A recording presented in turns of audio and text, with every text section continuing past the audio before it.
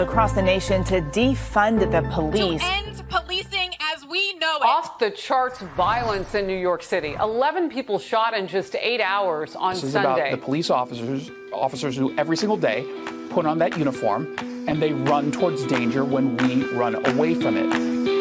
Guns up, giddy up, Wolfpack. Welcome to the Fleur to Stop podcast. This is the Nightshift episode. We do lots of shows here a week on this podcast channel. Everything from True Crime Tuesdays, which is what you stumbled into tonight with myself and Andrea up late, to world news every Wednesday with myself and Dead Like Media that goes out on Thursdays. And then Fridays are breakdowns, Com Center Thursday nights that releases on Saturday.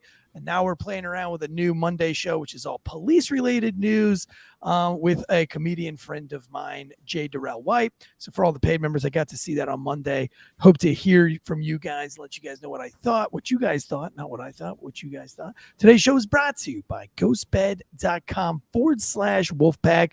If you want to sleep so good it's scary, head over to Ghostbed, baby. They just ramped up our promo code. Somewhere around I think 40% now. I don't know how they stay in business. I don't know, because 40% seems like a lot. Does that seem like a lot to you, Andrea? I think it's a whole lot. That's a lot. That's a lot of savings on a bed. So if you want to sleep so good that it's scary, go to ghostbed.com. Use that promo code Wolfpack. They got the adjustable base. They've got the cooling sheets, that cooling technology. And my favorite part about Ghostbed is that they're made in the good old, help me out here, USA. USA. USA. Dude, somebody's been watching Rocky IV. So, baby. But yeah, we love Ghostbed. We really appreciate it. They got the adjustable base. They got all the things you can bundle the packages together. Dealings wazoo. Head over to ghostbed.com/Wolfpack. 0% down, 0% financing. That's if you have one more and I'm out of here podcast credit. Those guys, even those guys can afford a fucking Ghostbed. If they can, you can. I'll tell you that much. That's what they say. Very busy week this week. It's been a very busy week. Lots of true crime updates. I know we've got a missing child in Indiana. But first, before we dive into that really quickly, what do you have in store for us tonight? Before we get into a little news updates, we're going to be talking about a case out of California in 1980. It's a still unsolved murder of Dorothy Scott with some super weird twists and turns where some stalkery phone calls turn into the abduction and murder of a single mother there in California about 40 years ago. It's terrible. Any relation to Michael Scott? Not that we know of. Yet it's to be determined. To be determined. Okay. Well, I know we have a missing child in Indiana. I'm not sure if you've kept up with that or not. And then we also have a Fort Bragg soldier who's been charged with a January murder. Not sure that was a cold case, but it does look like a rather peculiar case. Do you know anything about the Indiana missing child, the 14-year-old out of Indiana? No. I was looking at some other updates. You and I spoke on that one the other day. That one I don't know as much about. You can enlighten me if you do. Otherwise, it's very peculiar. The missing child, he's 14 years old. They've suspended the search, even though that they think that he's in extreme danger. They suspended the search as of today. There's some internet sleuths that are saying that his parents shaved his head as a form of punishment, and that's one of the updated pictures. But it is a very odd picture. It's a picture of the kid. He's kind of got his eyes down, his eyebrows are furrowed. He does have a shaved head, and it looks like he's been crying. It almost looks like a mugshot. They've also said that he disappeared with a white shirt with letters. I read on Reddit that the letters of the shirt was a punishment that the parents made. But, I don't know, because the internet says all sorts of weird things. The police department is saying, please don't believe these rumors that parents are discipline their kids in different ways and that we shouldn't judge the parents for the way they discipline their child. So that makes me wonder, or makes me think, that there was some kind of maybe some odd discipline going on there. If they're suspending the search too, that makes me kind of feel like they, again, as we talk about all the time, but like they know some more things that we don't know yet. That we've not been made privy to. So that's a little concerning, I think, in that in that light. Yeah, although they still have a silver alert out for him, and they say that the parents aren't suspects. But there's been nothing put out by the parents. We're on almost day 5 at this point of him being disappeared and being missing. So I don't know, man, but it's a very strange case, and I'm sure it's something in the few weeks that we'll probably be covering. This almost has a lot of Dylan Rounds feelings to it. Yeah. Oh, yeah. Speaking of Dylan, there's nothing new there since we've talked about Jim Brenner being charged with the murder of Dylan. We know that we have the video of him, you know, in a bloody shirt cleaning off a gun. I mean, everything is just very, tell me you murdered this kid without telling me you murdered this kid, right? But no new updates there. I will tell you, while we're talking about these updates, let me pull this up. Do you guys remember Debbie Collier? That was the Athens, Georgia woman who before the game, right? And so at first it was so many weird instances. She was found partially nude, clutching a Wasn't she the one that was tree. burned up? Was she burned up? Well, they kept saying that she had a charred abdomen, abdomen, and that would be all they spoke of. We find out later with the autopsy that she did have OxyContin ingestion. They deemed, the pathologist at the time deemed her death by suicide by way of inhalation of superheated gases. And we talked on that a little bit. That's a bit more common than I realized, or becoming more common than I realized, so that's why they found that propane torch or that like kind of Insta torch beside her. There was a tarp that was somewhat charred. It was just such a bizarre crime scene though, because she was without a good chunk of her clothing, but they didn't say it had been burned onto her. It just said that she was nude. It was, if you remember, there was a daughter that had recently moved from being out of state into her home with daughter's boyfriend that was like on again, off again boyfriend, a lot of charges. They were kind of in and out of trouble. So we were a bit concerned that the story goes that she was forced to go to an ATM. She left a text on her. It wasn't even a text. It was a Venmo note to her daughter that said that she was pulling out X amount of dollars. And the Venmo note to the daughter, if you remember, was something along the lines of, the key is under the blue flower pot by the door. They won't let me go. It was just such an odd situation. But then that money almost exactly equaled money that daughter's boyfriend had due out for bail or for bonds or whatever. So it looked so hairy and suspicious to start with. But again, the coroner ruled it death by suicide and said that this is what she had done, was inhale these gases. It happens. We know that people do bizarre things, such as maybe remove their clothes before they commit suicide, even though this was like on the side of a road at a ravine. Just never made a lot of sense. Well, now a new pathologist is coming out to say that he didn't like the verbiage of the original one that said essentially law enforcement believes this to be suicide, meaning it almost sounded as though the coroner was writing it kind of like, I've been told what it is, you know, as I'm looking over the body. And this pathologist said that no soot or charring was found internally, meaning that like she got burned after she died, if that was the case. And we now know that she was burned over 80% of her body. So it wasn't just a charred abdomen. So nothing has changed in the case other than where we already had a lot of strange things to think about and a lot of red flags that seem to be put to bed with this, you know, ruling of suicide. Now it's I still go with murder on this one. I know, it's so weird. It's a very odd case. Oh, it's so weird.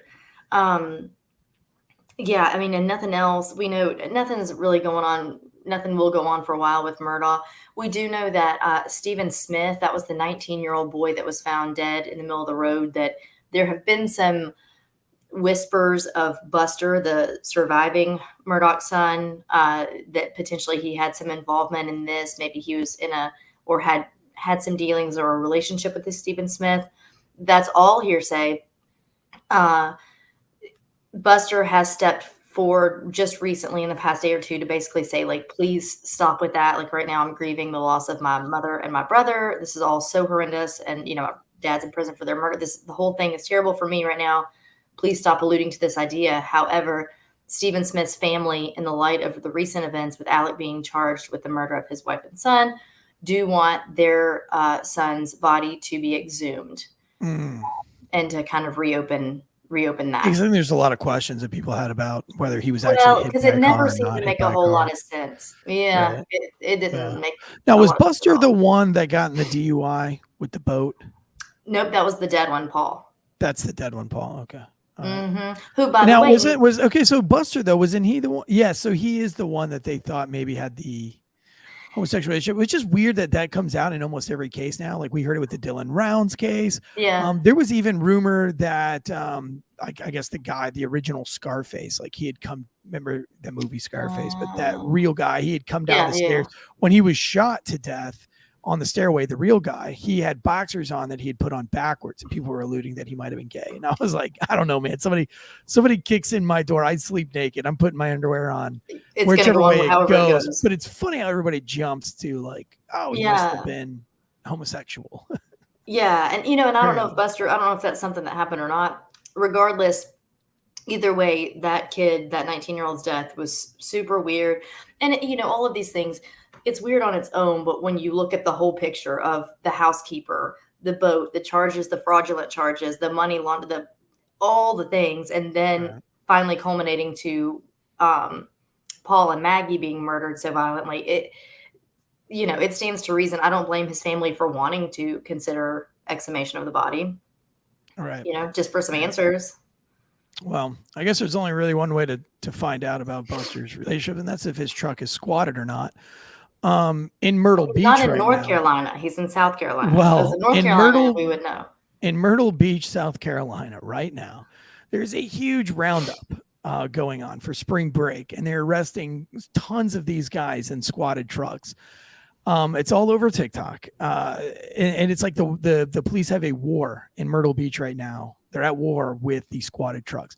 Now, what I noticed about this battle that's been going on, that's all over the interwebs, is that every single one of these kids look like the Murdoch family. Oh, yeah. I would change the trend now. Like now it's not cool to look like that right now. But if you watch the YouTube, if you watch the TikToks and the Instagrams of all these videos right now that's happening currently in Myrtle Beach, which is quite the opposite of what's happening. It's the same, but the opposite of what's going on in Miami spring break right now. But yes, they all look like they're right out of the Murdoch lineage. That frat boy swoop and extra plaid on plaid. Yeah, with the hats are the same. Yeah, it's just very they all. I mean, maybe I'm the only one that's noticed it. I'll put a couple of pictures up on our storyboard for Instagram. But yeah, definitely a lot of Murdoch vibes. Ugh. In Myrtle Beach spring break. Ugh. Well, I might head down there this weekend, check it out, see what's going on. Get a squatted truck. I need a second vehicle. Don't get on any boats with those kids. God bless. It's awful. No, I don't want to go anywhere near Myrtle Beach at all, much less for a squatted truck convention. All right, y'all. So we are going to talk about Dorothy Jane Scott. This was in the Santa Ana area of California. But you know what we're going to do first? We did this a couple of weeks ago, and I think I want to continue it. Whenever we talk about something in a prior decade, let's talk about what was going on in 1980. Some of the heights of pop culture and media in 1980. First and foremost, John Lennon was murdered in 1980. We have Pac-Man being internationally released in 1980. The Sony Walkman was rolled out. Did you have a Walkman? Yeah. No, I absolutely had a Walkman and all the variations of Walkman that you could possibly have. Yes. Yes, and that's a good distinction. There were like those types of things, but the Sony Walkman specifically came out in 1980. Yeah, my favorite one was the yellow and black one. Yes. That was like, I don't, maybe it was like shockproof or something I like that. remember But that. it had like the extra sturdy clip, Like so you could the clip sport it to edition. Yeah, the sport edition. Yeah, I like that one. And then I had one later on in life that actually had like a recorder, like a voice recorder on it. So you could play your music, but you could also pull it out and put it on your table and hit like record and record the family conversation at dinner. Yes, I found some of those tapes actually for myself, from my own family when I was little bitty. Yes, it's amazing. There you go. The Miracle on Ice, if Drew Breezy is listening, I bet this is something he knows a little bit about. The Winter Olympics there in Lake Placid in 1980, the U.S. defeated the Soviet Union. It was a huge deal in ice hockey with a final score of 4-3. They went on to win a gold eventually. This was the summer where the world lived in the cliffhanger of who shot JR from the hit show Dallas. So JR was shot Then the summer goes and the show's on hiatus, and we still talk about it to this day or quote it. Ronald Reagan, Ronnie, was elected president in 1980. You had your 30th birthday in 1980? I turned, 29. Yeah. Oh, that was a really good year. 1980 brought the debut of the Rubik's Cube. I've never solved one. I've never solved one. Me either. Not a chance. No. Never. No. Never. I don't even want to now. The only time I ever played with the Rubik's Cube is in the doctor's office. Honestly. Ew. So it's like dirty. They always had one though. I feel like when I was a kid. That's not bad. I did beat Tetris on a side note. What? I did. I didn't know you could beat it. I just thought it just kept getting harder and harder and harder. It does until you get better and better and better, and then you kill it. But I never have solved Rubik's Cube. So Star Wars Empire Strikes Back was the #1 movie. And we have 2 of the longest running #1 singles of 1980. Do you know what they are, guys? In the chats, I'll give you 3 seconds. 3, 2, 1.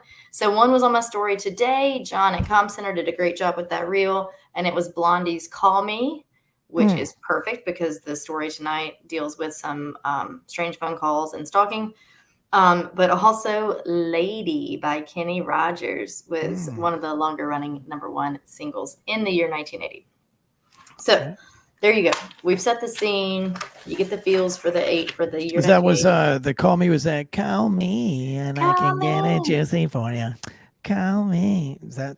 Call me. Oh, I was way off. Okay, I'm not going to sing on this podcast. You can sing on this podcast. I'm not going to do that.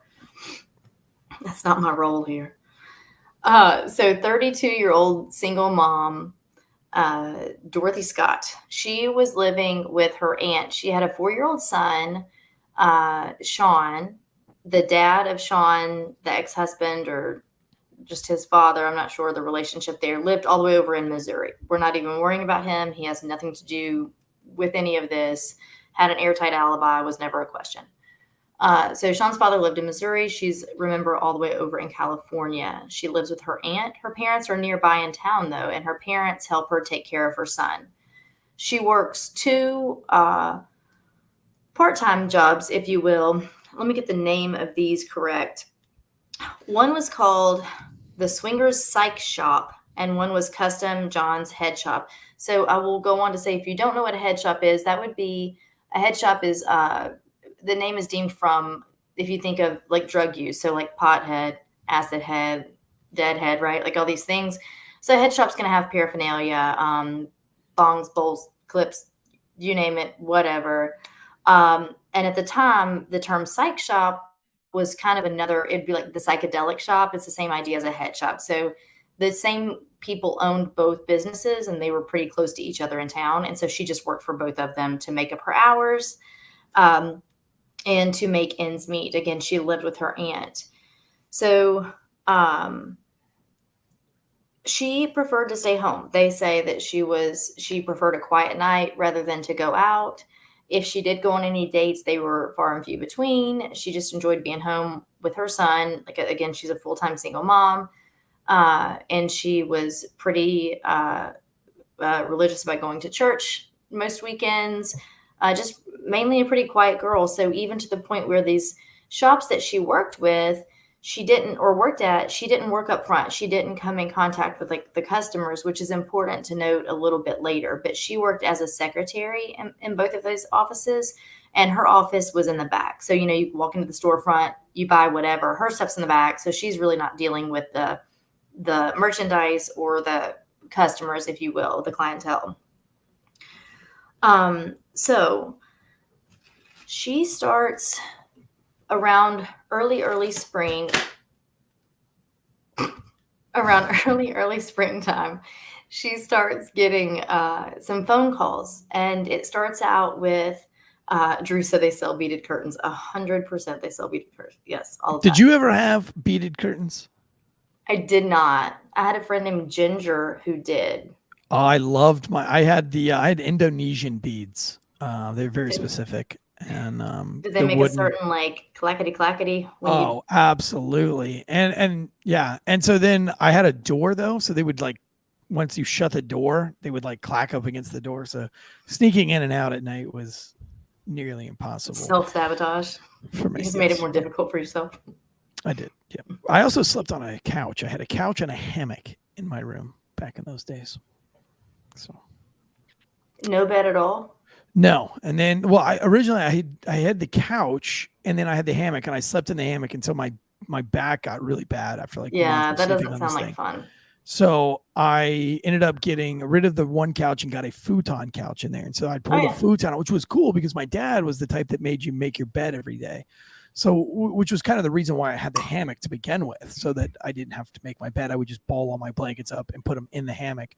And then when I got the futon couch, it was awesome because then I could just roll the futon with all the linens into the couch. It was like an old 70s one. It was like that brown and orange color. Yeah. Oh, I see it right now. And the material is like that of a sweater almost, like a woven. Yeah. You know what? I just had a great idea that Ghost Bed should make hammocks. Okay. Like a cooling sheet, like a cooling sheet hammock, so you stay cool. Just some sort of a, like the foam, their little technology they got, so that you can like, or maybe a hammock insert. Yeah. So you can comfortably sleep on your hammock. They have inserts. They do have like some mats and stuff too. You know, toppers and stuff. You probably put a topper. You probably put the topper. Topper would probably fold around it. Get a small topper. Yeah. I don't know. Yeah. I like a good hammock when the weather's nice. So that would be great. All right. So she starts getting these phone calls from an unknown male. Now there were a time or two when her aunt would also, or, you know, instead answer the phone. And so she heard this man as well. And he sounded like, they both described him as someone who sounded like he was disguising his voice. You know, you can't really, there's no way to explain that other than they're like, it sounds like he's just, you know, disguising his voice. It doesn't sound natural to him, however he's speaking. Now it started with him essentially giving messages of adoration. He would say things about just how much he you know, enjoyed her or wanted to see her or be near her. And then as time is going by, you realize that he's quite literally seeing her in her day-to-day life, because he would give specific details about, I like, you know, whatever. I like the dress you wore today, and would describe it. It goes on to say things like, he then wants her to like essentially either proclaim her love for him or just let him know that she won't leave him. And so this is picking up, and she's starting to get very anxious. Now he's starting to give her threats. So he would kind of go back and forth between telling her how much he adored her to giving her threats of what would happen to her life if she left him or didn't talk to him anymore. So one day in particular, when he really ramped it up, was when he called and said, told her to go outside, that he left something for her. And so she looks out the windows and doesn't see a person, she's of course alarmed, but doesn't see like a person out there waiting on her. So she waits a while and she goes out on her porch, and something catches her eye. And on the windshield of her car was a single dead rose. Ooh. All right. Ooh. It's like, that's savage. It's like a horse head or something, you know? Now, do you think he bought the rose and waited for it to die? Because like, that's really premeditated. Oh. Like, damn it, I gotta wait for this rose to die so that I can go be creepy with it. I could see that. I think that would make sense. Mm-hmm. I'm sorry. Anyway, so the rose was dead. Of course, that is extremely alarming. So at this time, she already was super creeped out. Obviously, this amps that up. She went on and signed herself up for like karate classes. You know, there weren't all the things that there are now, but so she goes to take some karate to learn some self-defense. She wanted to get a handgun, but she was concerned because her son was only 4 at the time, and she was terrified that he would, you know, find it or get a hold of it. So she didn't get a gun. And he just keeps calling. And now he's saying things like I will, if you basically deny my love, I'll cut you up into 1,000,000 pieces and no one will find you. Like, it escalates to this point. It's kind of like when I address Sarah Couch and I say, when I get you in my bed tonight, I'm going to hold you down and never, ever, ever, ever let you go. It's Ever. exactly the same. That's the same. Same So on May 28th of 1980, Dorothy is going to, she's going to kind of stay late after work because she's going to have a meeting with the employees of these two shops. A lot of them worked at both places as she did. So they're having kind of a work meeting with all the employees once they're all off for the evening, right? So she decides to, she goes back to her house to tell her parents that she's going to be there late. She comes back. They have the meeting. Well, while they're sitting there, one of her coworkers, a guy named Conrad, Is he Russian? Conrad's a good old Russian name. Conrad. That's some kind of name. Conrad. Well, so Conrad was not feeling well. And as the evening went on, he's looking during this meeting, not a lot of time has gone on at this point, but he's kind of looking more and more ill, getting a little sweaty. And he's got this red mark on his arm that continues to kind of grow and get more red as time goes on. And so they're asking him what's up. And he's like, I don't feel good. I don't know. We're talking like a spider bite, you think? Yes. In fact, that's exactly what it was. So good call. So Dorothy, asks him if he would let her take him to the hospital. They're concerned about him. He's just not feeling well. So he said yes. So she was concerned that his condition might worsen because it kind of already was a bit rapidly. So she had her friend Pam, another employee there at the office, go with them. So the three of them pile in she had a white Toyota station wagon. And so it's Pam and Dorothy and Conrad, spider bite victim, and they head out. Well, her parents' house, her parents were keeping her little boy, Sean, at the time, was on the way between the office and the hospital. So remember, guys, where we're at in time, there are no cell phones, anything like that. She doesn't want them to be concerned because she's going to be running now much later than she had originally planned now that she's taking him to the hospital. So she pulls up really quick to the home, runs in, tells mom and dad what's going on. I'm going to be a bit later, maybe Sean will spend the night tonight, whatever. It's going to be a later night than I anticipated. While she's there, she changes she had a black scarf on with her outfit and changes into a red one. And that matters not right now, but it's significant later on. So hops back in the car and they go on to the hospital. They go to the University of California, Irvine, which that may be a detail that's interesting as well, I'll let you decide later on. So they get to the hospital. They get Conrad checked in. They confirm it's a black widow spider bite.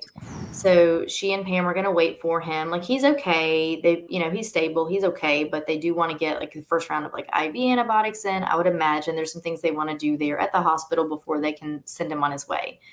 So they're treating him. Pam has later said that basically Dorothy doesn't leave her side the whole time. I mean, they're just sitting in the waiting room looking at magazines and talking and whatever. I think she left one time for, just a few seconds to go to the restroom and came right back.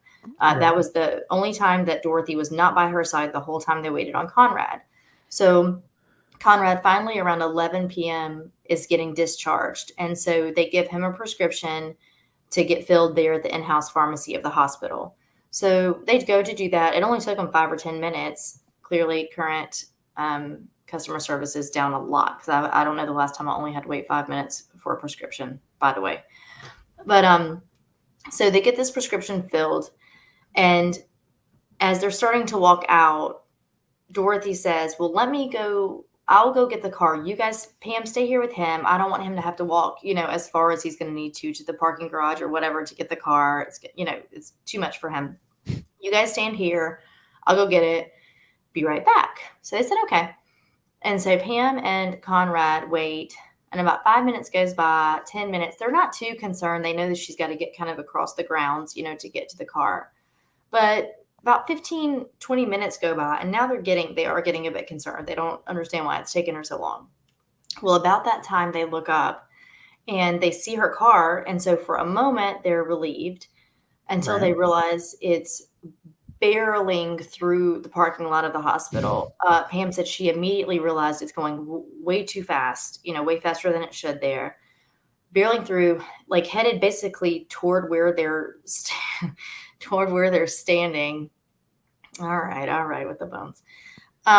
Toward where they're standing, but the headlights are blinding them, so they cannot see inside the car. They cannot see if there's more than one person who's driving. They can't see anything about it. So it barrels past them, takes a sharp right turn, and immediately headlights shut off, and it's gone.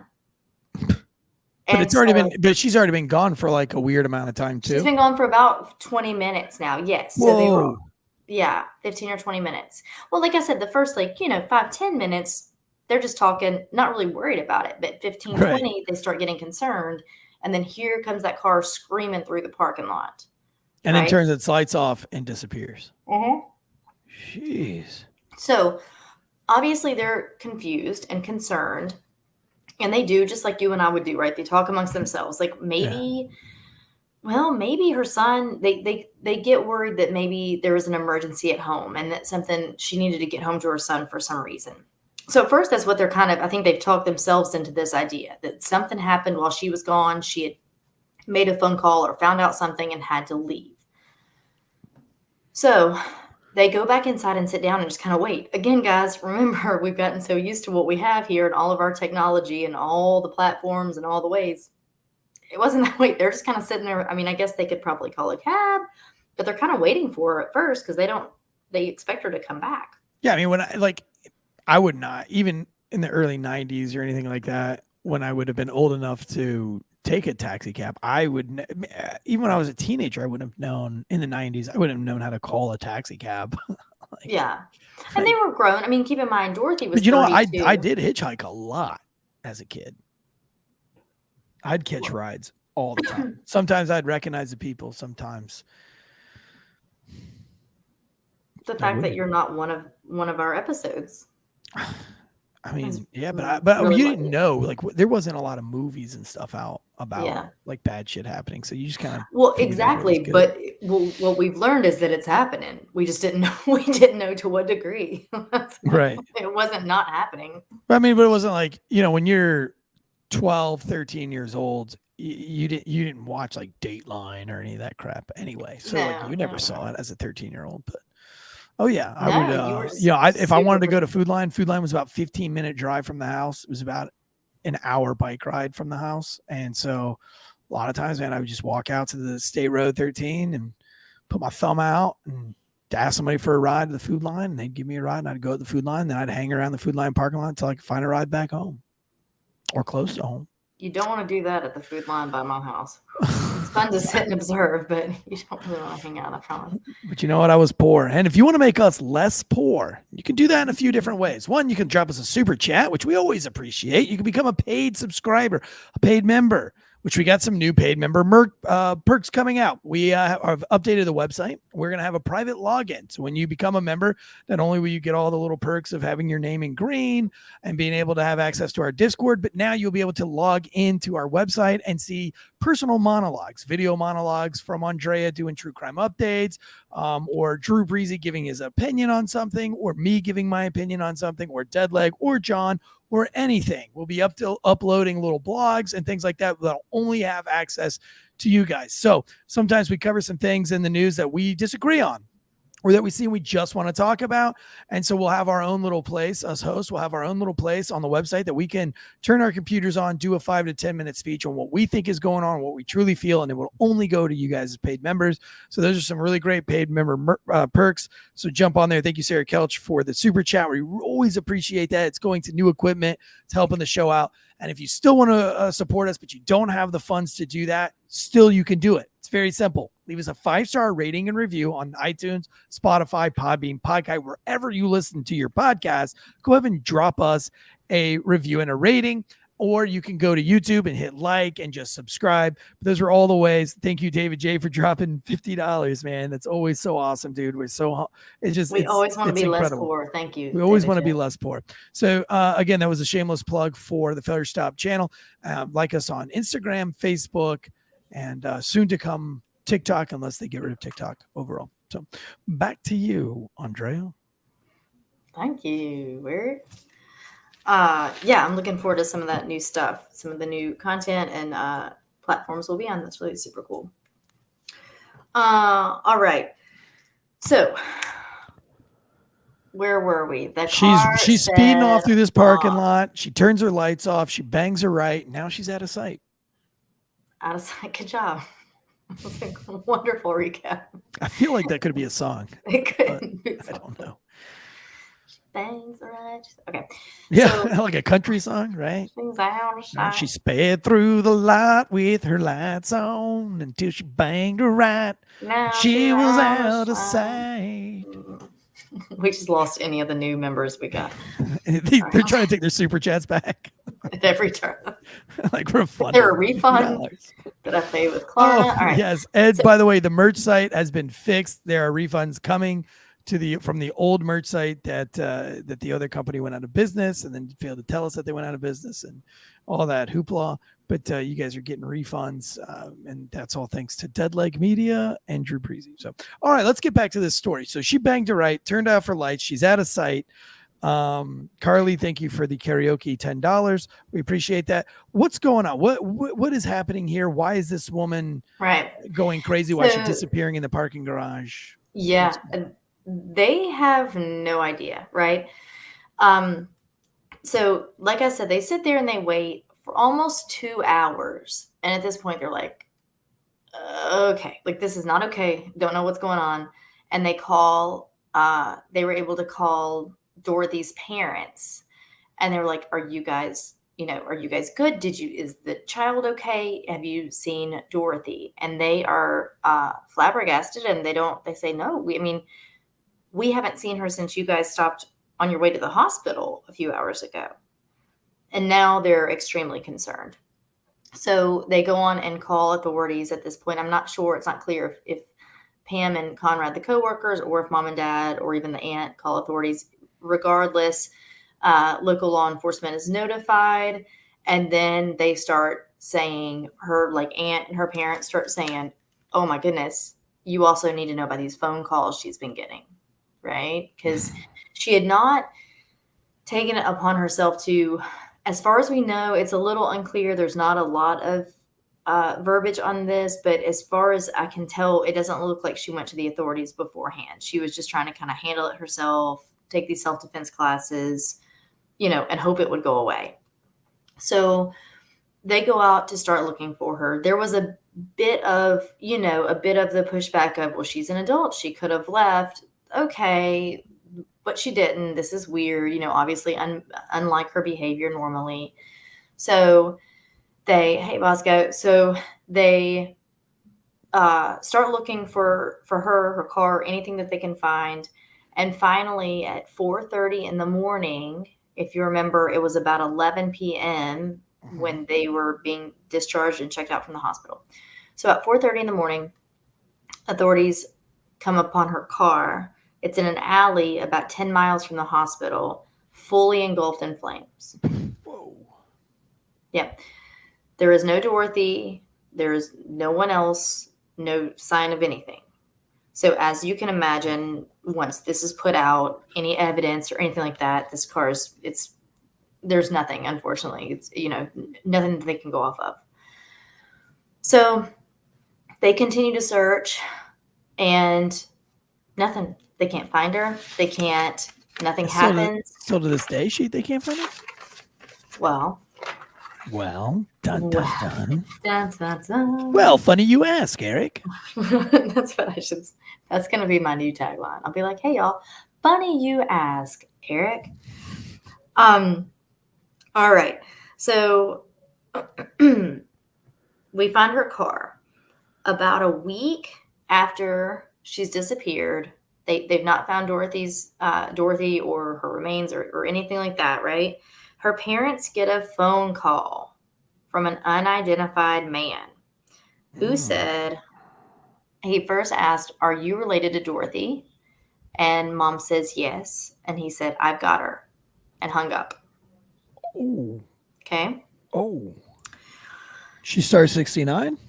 So actually that's funny because a lot of the stuff I was reading that wasn't yet, this was That wasn't a 1980, thing so it yet. wasn't Yeah, yet a yeah. thing. Right. Mm-mm. So the same man starts calling, and he calls every Wednesday. That's a great shirt idea, Sarah. He calls every Wednesday without fail, Ooh. and mom gets the phone every single time.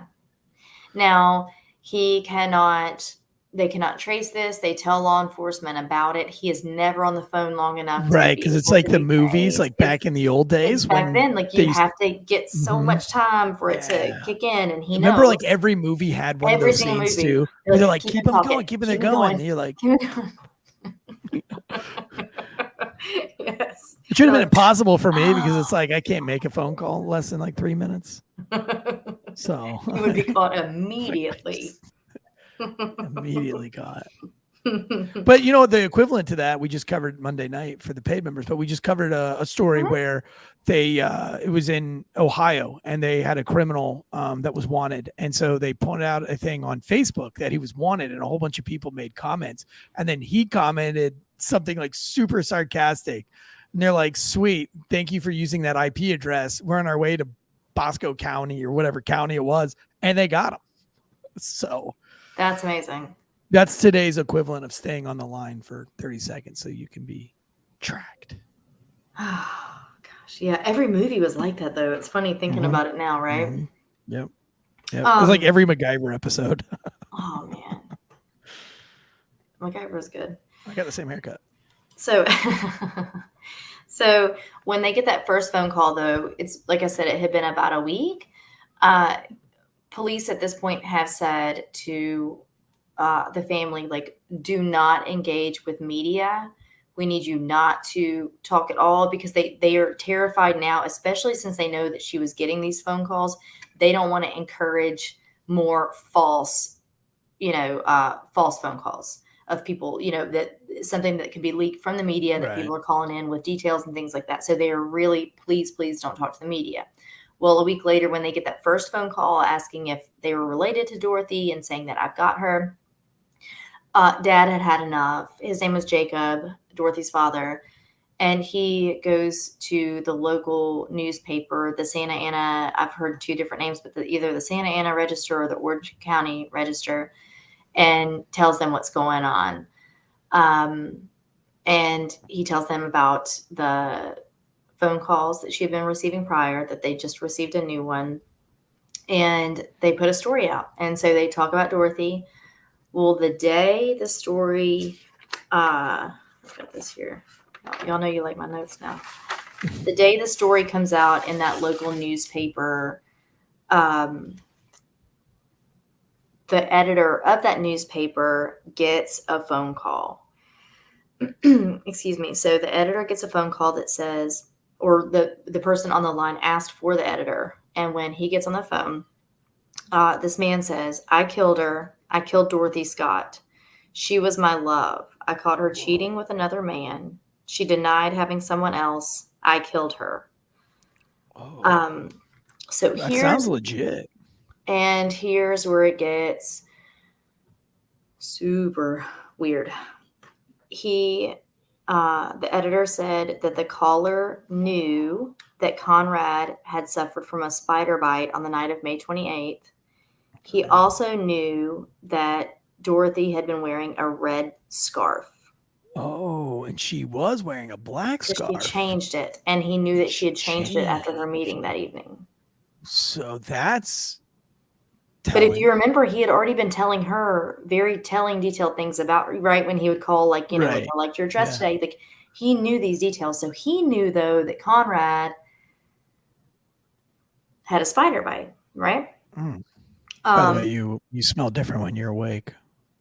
Yeah, that's exactly what he would say, I think. Yeah. So it says that, by the way, none of these details had been published in that article, like, that the editor had put out. Like, that was not, there was no need for it, really. I mean, I guess they could have mentioned the spider bite, but they didn't. So these were not details known to the public whatsoever. The caller also said that, take this all with a grain of salt, but the caller said that Dorothy called him from the hospital that night Now, Pam, her friend that was there, disputed that. She said, "There's no way." And that's why I said earlier, she was with her the whole time, except for one time that she went and went to the restroom and came right back. The investigators at the time and currently still do think that this caller is the person responsible for her death. Finally, it's August of 1984, so it's been over 4 years. She was her car sped away and was found in May of 80. All right, so just over 4 years later, a construction worker came upon some bones. He quickly realized they were animal bones. They were. So he removes them and he starts getting rid of them, right? And as he removes them, he discovered what appeared to be human bones underneath. Oh. So somebody else we know on this show has come home with some bones that those were may animal or may not have been bones. human bones. So this was about 30 feet from the Santa Ana Canyon Road. The bones were partially charred, and this led authorities to believe that the remains had been there for at least 2 years, because 2 years prior, in 1982, a brush fire had swept through that area, and they think that that's what they were likely charred from. They also found a turquoise ring and a watch. Here's where it gets super duper weird. The watch was stopped at 12:30 a.m. on May 29th. She went missing. Well, the car sped away a little after 11 on the night of the 28th. And her watch stopped when? At 12:30, so a little over an hour later from the time she went missing. Literally just an hour later, from 11 p.m. to 12:30. And how does a watch stop? Like, they didn't have to wind them up back then, right? Potentially, I mean, it depends on what kind of watch she's wearing, but if it had a date on it, then she must have had a digital watch, because it said it was stopped at 12:39 a.m. Yeah, on the 29th of May. Right. And so authorities have gone back and forth on this. There's not a lot of detail on the exact type of watch it was. They do seem to think this was an intentional move, that the watch was stopped at that time. So the bones that they found that were human included a skull, pelvis, 2 femurs, and an arm bone. They weren't specific on which arm bone they found. And about a week later, they used dental records to identify or confirm that that was, in fact, remains from Dorothy's body. After her remains were found in August of 84, the family started receiving phone calls again. Police did install a voice at the residence, but they were never able to trace calls. The man never stayed on the line long enough. That's another t-shirt idea. Just stay on the line. We know that stay on the line. That could mean a lot. Actually, that would be a good comm center shirt too. Just stay on the line. Well, as I'm saying, it could go across the board. Stay on the Right, line. yep. Stay on the line. We're trying to implicate you in a murder, or you're on 911 call. So stay on the line. So what happens is stay on the line. Gosh, I cannot stand that song, and now it's getting stuck in my head. So, interesting fact, one day Jacob, Dorothy's father, was home during the day when he never would have been prior. And so when this guy was calling weekly and the mom was answering the calls, one day Jacob answered the dad, and he never called again. Ooh. Just quite literally. Wow. So there are a couple of theories. We'll talk about a couple of these, and then hear what you guys have to say or think about it or engage in the chats a little bit. What did I say, Sarah? Something about staying alive or something. I said I didn't like that song, and if you do, you can go sing it alone in a corner. Yeah, all by yourself in a corner. You fit. No, I don't like it, Sarah. So, anyway, so here's a couple of theories we have. Okay. One is interesting. So, if you guys remember the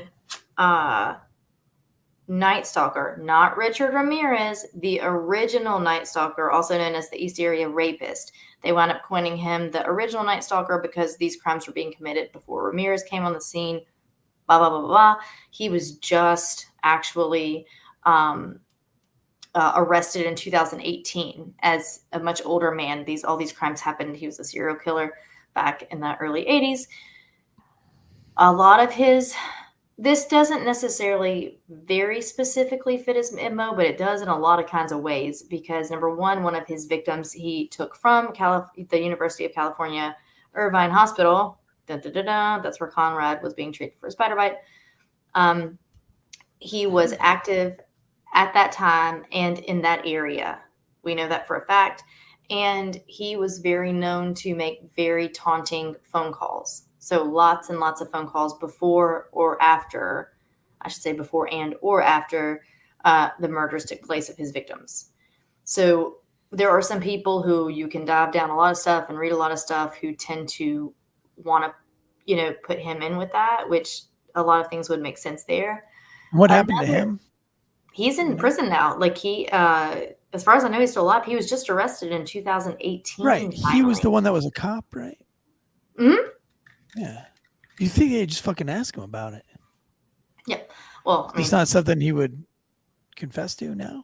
I don't know. I'll ask him. Do you want me to get him on? Get him on the horn, dude. Tell him to stay on the line. Be with him in a minute. Yep. So the other theory is there's a guy named Mike Butler, and it sounds like a lot of the people who were in Dorothy's life have now, I don't want to say convinced themselves, but think that this would be a thing, right? So, in fact, her son, who is now, what was that, 1980? And he was 4, so what, 40, like 47 years old. He's tried his best. To this day, he's trying to find out the bad guy who did this, who committed his mother's murder.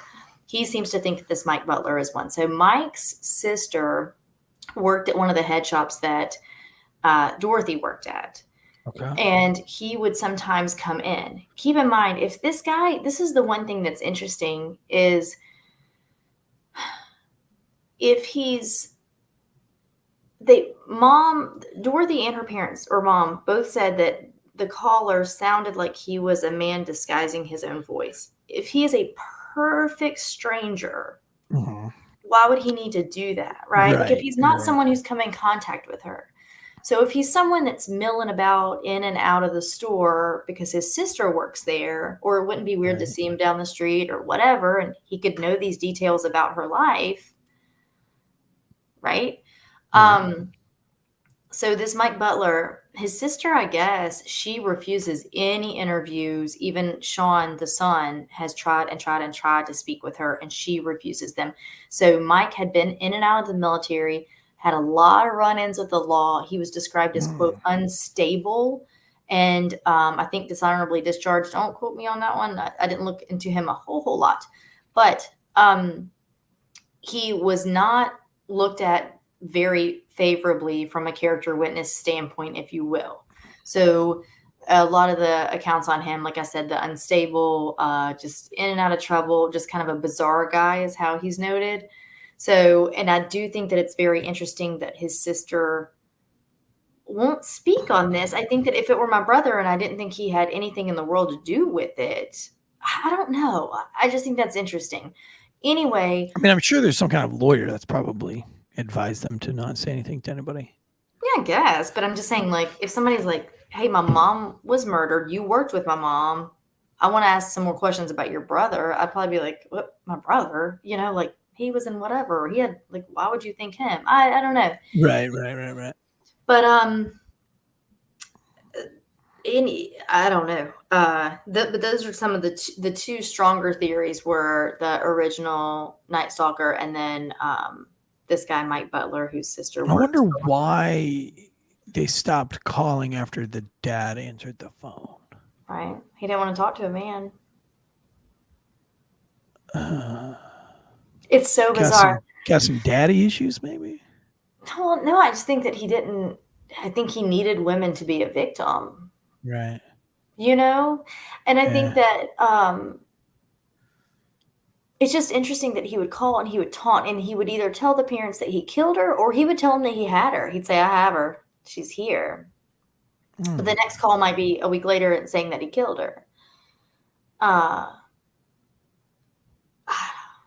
It's strange. So It's they yeah, haven't solved this case then. no, it's cold. Or it's Did they ever have a unsolved. recording of the guy's voice at all? I feel like if the dude's calling every Wednesday, They did. They do. there were ways. They finally did. They put a recording, like they recorded his phone calls, but they still were never able to trace him because he still was never on the line long enough. Right. So I mean, they can't take that and put it up next to Night Stalker and. Oh yeah, I'm sure they could. I'm not saying that authorities believe that it's him, but there have been a lot of people who, over the years, have seemed to believe that. Also, the autopsy did, which again they didn't have a full. They just had a partial remains, but the autopsy didn't lend toward a cause of death, so we don't have that either. And then also it's just kind of bones. yeah, and well, I mean, but if there was a gunshot you have or the something, skull or something like that, but they have the skull. So they have the skull, the pelvis, 2 femurs, and 1 arm bone. So, but was it like dismembered, like because if maybe I don't know, it's not because they were specific burned like in that. a fire or something. I don't know. Yeah, it's not specific like that. But I will say, so it's interesting to think that he knew that there was a spider bite since that was the very last thing before she was abducted. So, And you'd have to know when she's leaving the hospital. Well, if he's that's pretty specific. If he followed her from their meeting at work, he can sit back and wait and watch and wait and watch. But wouldn't she have gone? Like, I mean, what's to say she doesn't go back to the car with the 3 people she left the car with? You know what I mean? Like, he had to get really fucking lucky. Because here's what I think. Well, I'm not sure that he set off to murder her that night. Okay. I'm almost thinking it's something that just happened. He's stalking her and then he just gets an opportunity to. What about that? He sees her walking in with old boy. Mm-hmm. Oh, because he works gets enraged. Right. Well, no, he sees her walking in the hospital with her coworker and gets enraged. Right. That could happen. I mean, he had just told her that, he'd put her in a million pieces, and if she didn't profess her love to him. So, and he even said in his phone call, he said, "I killed her. I killed Dorothy Scott. She was my love. She wasn't his love. She didn't have anyone." He was delusional, right? "I caught her cheating with another man. She denied having someone else. I killed her." So someone like that could easily have seen her walk in, know who Conrad was because he knows the employees at this. Which that doesn't sound like the motive of the Night Stalker at all, by the way. No, I'm not saying it's the original Night Stalker. I'm just saying that the similarities with the taunting phone calls and the time period and location. But maybe he could have gotten enraged seeing her walk in with him. And maybe that's how he knew it was a spider bite, because maybe, let's say he balls her up and puts her in her car and she's saying, and he's yelling at her, this is all speculation, but who are you with? And she's like, "That's my friend. He had a spider bite." There could be ways that she knew that. Yeah. Man, what a bizarro case, man. And it's even more bizarre that they didn't catch the guy, because you think a guy like that doesn't stop there, or I don't think he stopped there either. Or maybe he committed suicide, Maybe, but I think that he or just somehow died of natural causes. Hell, I mean, he could have had a car wreck. Who even knows? But right. I don't think he would have stopped there. I think he would have found a new obsession. Or I mean, I know, who am I to say? Right. I don't know. But I would almost think that would almost like there'd be a new vector for his obsession, right? And his paranoia. It's bizarre, but I also think he would want to talk if he was still alive, because, I mean, he called the second the paper broke a story about it, he immediately called the editor day one that the story broke. Like, he needed to tell. Mm-hmm. That's why he taunted the mom. Like, he needed to keep talking about it. Yeah. So it does make me feel like he just may not be alive anymore. I mean, I don't know. Right. Man, what a crazy case, man. What a crazy case. Thank you for that. Well, guys, that's Night Shift for you. Leaves you hanging, leaves you wandering all night, thinking in your cop cars and your EMS trucks that shit, dude, the guy could still be out there, could be stalking you. I wish I had somebody that loved me enough that they could stalk me. I don't want to be killed. I don't want to be murdered, but minor stalking, a little stalking, a friendly stalking.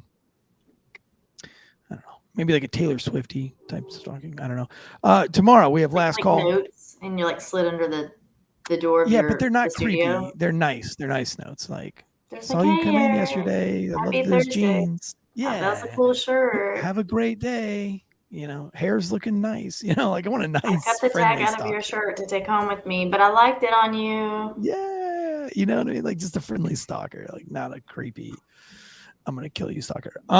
Tomorrow, speaking of stalkers, I've always had an infatuation with Amanda Bynes. She was my first love, my first crush. Oh. She was arrested yesterday. Not arrested, but she was picked up by police and placed on psych leave after she was seen walking down the street butt naked. So we'll be talking a lot about that. We've got the Trump stuff that's coming out tomorrow with the Trump indictments. We'll be going over that's gonna be a good show. It'll be a good show, you know. And then we've got a mountain lion that ripped a dude out by the head. What? Yes, he was in a hot tub. It was just a vacationer in a hot tub, and a Where? mountain lion snatched him by his head and dragged him out of the hot tub. And then also at the same time, we have another cat in Cincinnati, Ohio, that was found laced full of cocaine. So, cocaine cat? A cocaine cat, just like Cocaine Bear, except this cat they're actually keeping, and they're using it for something like a big cat? Do you mean like a big cat? Like a terrifying cat? Mm-hmm. Yeah. So they're using it as some kind of rehab cat. I don't know. We'll talk about it tomorrow on Last Call. So Last Call should be lots of fun. There's a lot of crazy stuff going on in the news. There's some other things going on with some rappers who dropped dead on stage. We've had 2 in the last couple of months. I saw the one. Mm-hmm. Yep. South African dude. And if you look at the videos, it's very similar to what happened on the football field. And we also had a PGA Tour caddy who collapsed in Florida the same way from cardiac arrest. So, you know, we're just going to discuss all those things on Last Call tomorrow. And then, of course, we're going to do a full Trump breakdown on Friday. And what the weaponization of the Department of Justice, because we're seeing right now that it's not just an isolated thing.